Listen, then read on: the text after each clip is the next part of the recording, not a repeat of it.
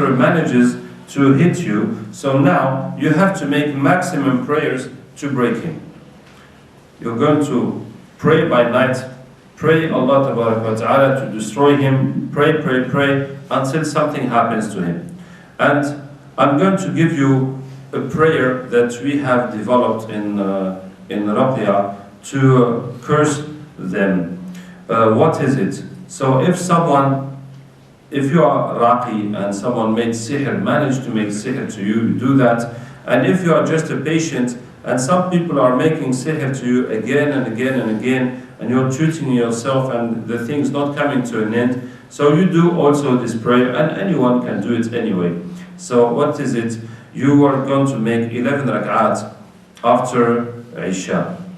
Well, maybe you have different madhabs, but I'll just say simply that anyone that will do it like his madhab will tell him. Just two rak'at and then one as witr to finish.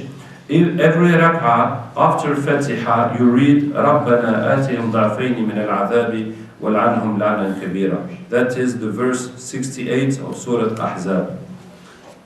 رَبَّنَا آتِهِمْ ضَعْفَيْنِ مِنَ الْعَذَابِ وَالْعَنْهُمْ لَعْنًا كَبِيرًا.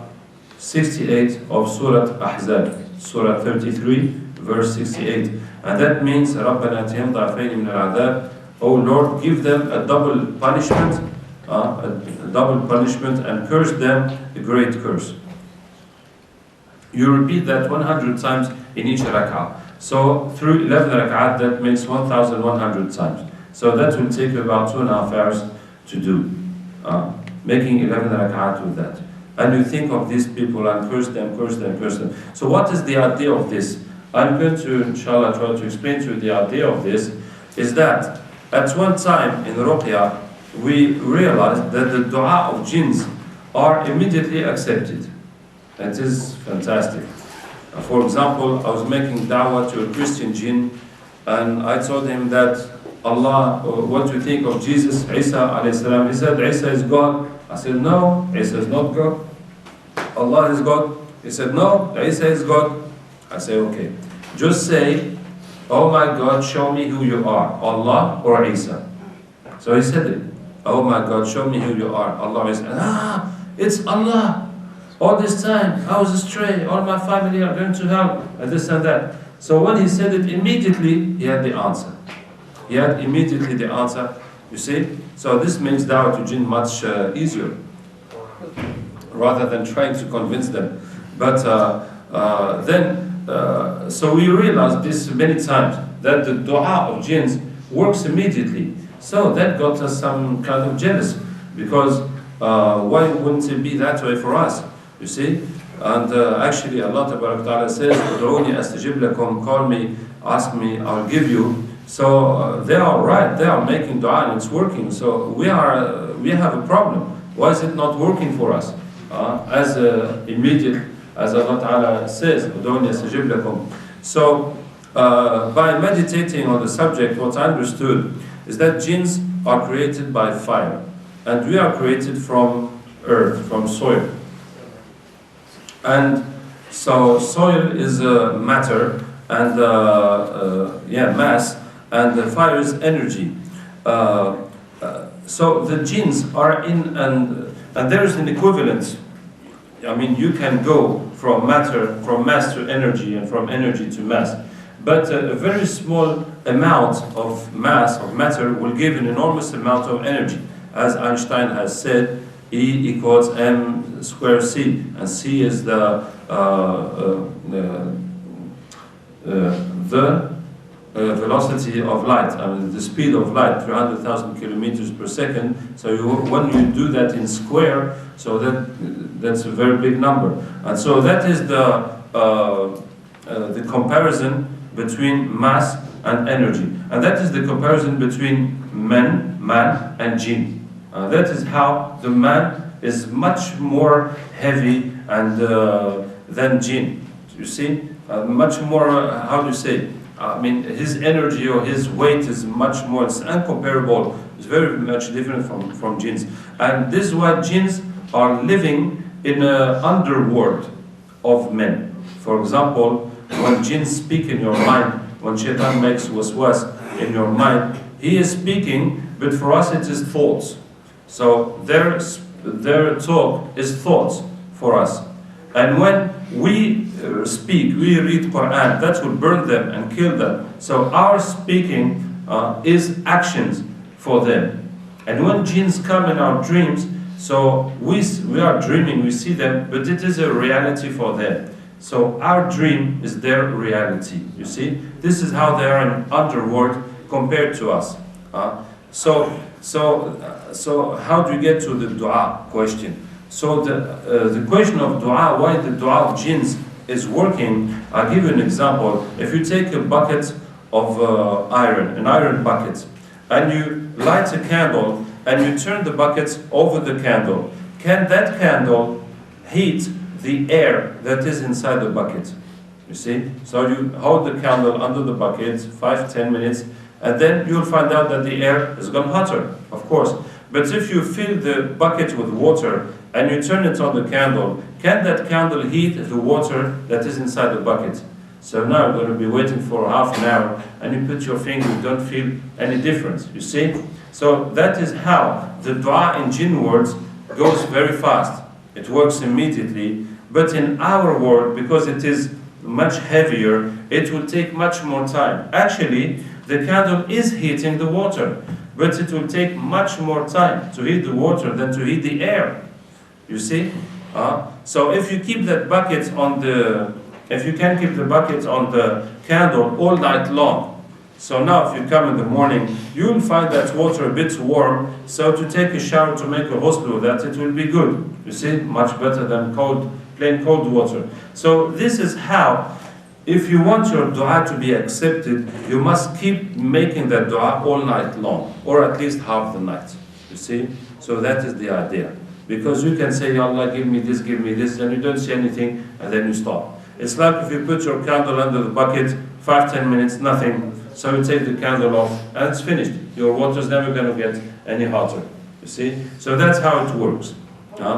So this is how I am telling you that if a sorcerer managed to do something to you, you're going to make this dua. You're going to spend 3 hours time, half the night, cursing him. Inshallah, in the morning, you will see something happening. Something is going to change.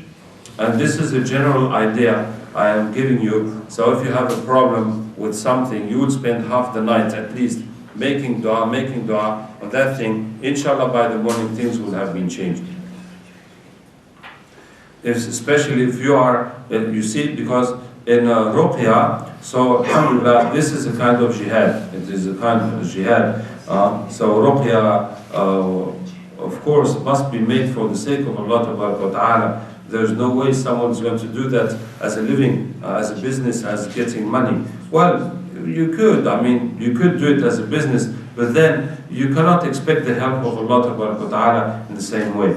In our group, because we are a group, as you have heard, we have 60 centers in over 20 countries, so there's hundreds of people I have trained and we are related together. So in our group we have 5 objectives.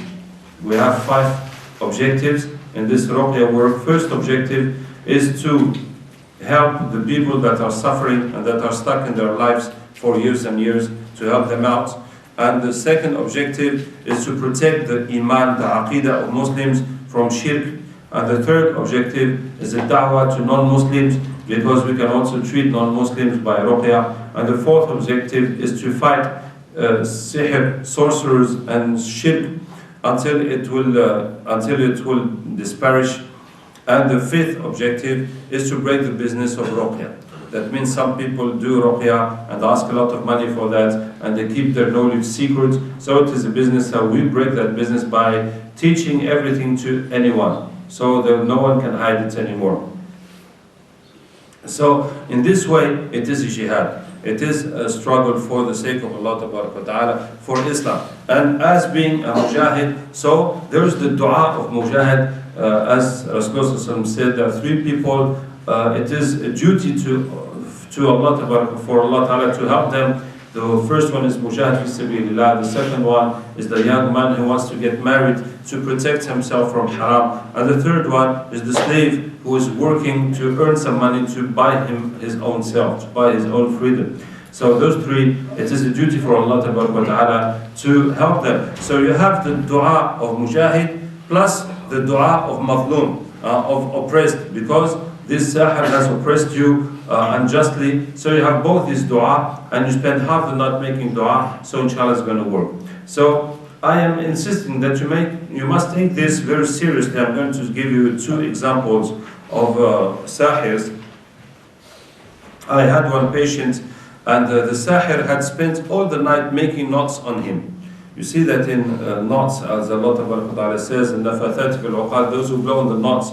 Knots are very much used in sorcery, and as Rasulullah, for example, they made 11 knots on him. But this guy, the sahir, spent all the night making knots and knots and knots and knots, attaching more and more and more all night long. So what is the purpose of doing that? The purpose is that if he goes to someone who will remove 11 knots and 11 knots and 11 knots, so he's getting nowhere, because there are too many of those knots, you see? So what sahirs do, they try to make it more complicated, so the guy will never find any issue. And that's how the sahir will get very famous, that his work is unbeatable and it's going to cost very much more than the other ones. It is, how do you say, improving their business. Well, so what am I saying? So see how the sahir can spend all night doing that. And can we spend all night praying Allah Ta'ala? So the problem, if the people working with shaitan, they are more ready to make effort and sacrifice for shaitan than we are ready to make effort and sacrifice for Allah Ta'ala, that's where they're going to beat us. We have the truth and we have Quran, but we're not working hard with it. So it's like, the race of the rabbits with the turtle. Yeah, the rabbit is faster, but if the rabbit is sleeping, so the turtle is going to win. So that's what's happening with us and shaitan and sorcerers. And I give you another example. I had a patient, poor guy, he was having 2 girlfriends, and all this is zina and haram, and all this is, Allah Ta'ala protect us. Just to explain to you the situation, he was having 2 girlfriends, and the 2 girlfriends were making sihr to him, and so he was like a tennis ball going from one to another. And one night he spent the night with one of those girls, and before morning he got up very early and he left, and he took his car and he went 200 kilometers, that's 130 miles, and he went to the other girl, and he was not conscious of what he's doing. And when he reached to the other girl and he knocked on the door, so she opened, there was her mother and her sister were there. They said, okay, now we're leaving, and they left, and he didn't understand anything, what's going on here. And so he stayed with his other girlfriend, and when he came back to the first one, she told him, but didn't you see how they were? He said, I didn't see anything. They said they weren't having their clothes, they just put something on them. And she told him, the 3 have been spending all night without clothes on top, dancing for the devil. You see? His girlfriend and her sister and the mother, all 3 have been dancing all night long, breasts open, hair open, shaking their heads and their breasts for shaitan. See? So, if the shaitan worshippers are ready to do that, are we ready to spend all night praying? It is difficult to make some rak'ah to ask Allah Ta'ala, but those who are working for shaitan, they are ready for it. You see? So when you are going to do that, when you are making ruqyah, protecting yourself, taking your treatment, doing everything, avoiding sins, and despite all what you have done, so some sahir has managed to hit you, now you're going to, because this is an occasion, before you, for example, before I was treating people, the person who did sihr on them, I have no relation with him, I'm just helping these people. But now he has done sihr on me and on my wife and children in order to break me as a raqi. Now it has become a personal matter. a personal matter between me and him. And now I am madloom. And this madloom, I mean, it's like a very, very big gun, like a bazooka that Allah has given us. It is the dua of madloom. It is the strongest dua ever. So you must use it fully. Because this is an occasion, you have this special weapon, so you must use it fully. So now it has become a personal matter, we're not going to miss him. So you get up at night and pray, pray, pray, pray. Inshallah, something's going to happen to him. And when you do that, the next one who's going to try to make sihr to you, he's going to feel it's going to come back onto him and he's going to leave you. You see? And that's what we call the best defense is the attack. So that's it. And I'm telling you, this is very important. This is very important, and when you neglect protections, you neglect fighting, so you will be overdrowned because sorcerers are too many. And if you're making ruqyah every day, you get new people, new sorcerers, and the sorcerers are not, they're not stupid. Imagine if one of us would say, I want to take the drugs out of this country. Do you think that drug dealers, they're going to let you do your business? No, they'll come in your house and kill all your family, isn't it? That's how they do. So that's what they do. They can kill policemen, they can kill whatever. And what about sorcerers? They work with shayateen, they do human sacrifices and all this. And you're coming to stop their business? You see?